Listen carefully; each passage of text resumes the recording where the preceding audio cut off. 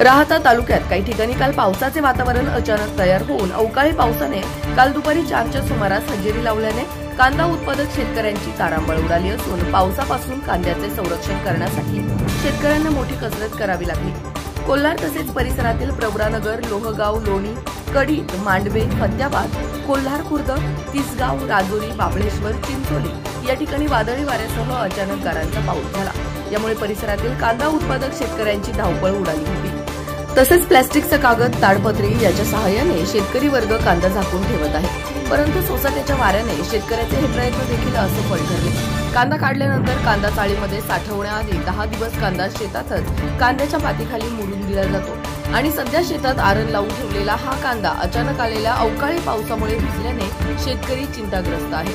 अचानक आलेल्या पावसामुळे नागरिकांना उकाड्यापासून काही काळ सुटका जरी मिळाली असेल, परंतु बळीराजा मात्र कुठेतरी संकटात सापडलेला दिसत आहे। राष्ट्र सह्याद्री न्यूज साठी प्रतिनिधी युनुस इनामदार।